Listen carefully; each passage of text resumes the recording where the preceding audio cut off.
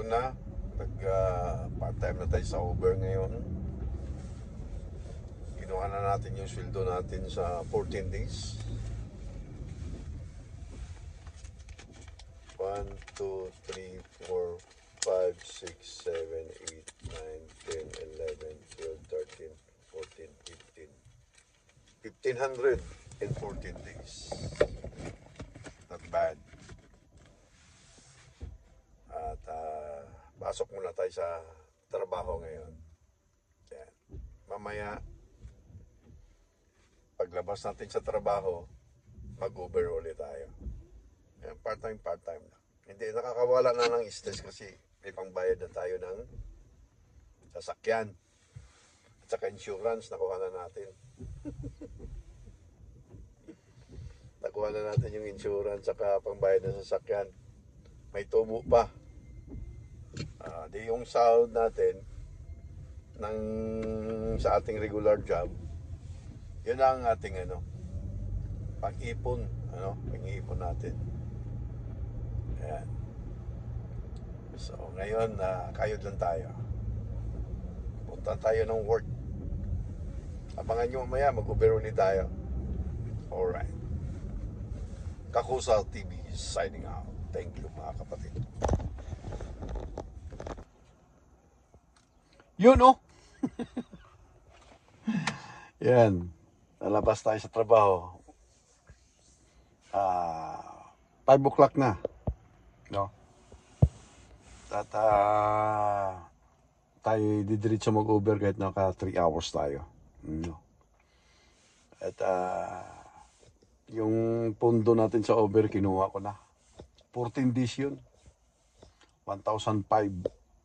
Ganda pa lang kitaan dito.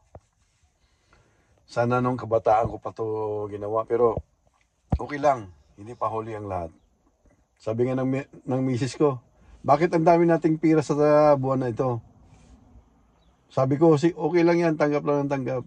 Kasi nanaginip ako minsan na may papasok daw Mula nung kinuha itong kutsi na to, pinalit ko yung pilot.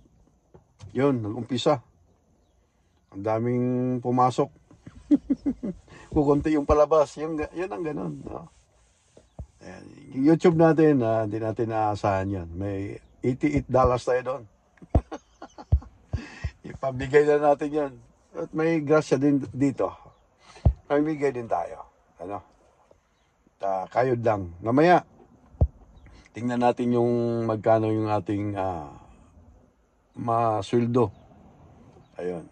1,500 tapos may pundo pa tayong 471. At saka ngayon, magkano kikitain natin. So, mamaya, pag uwi natin sa bahay, natin kung magkano kinita natin ngayong araw na ito.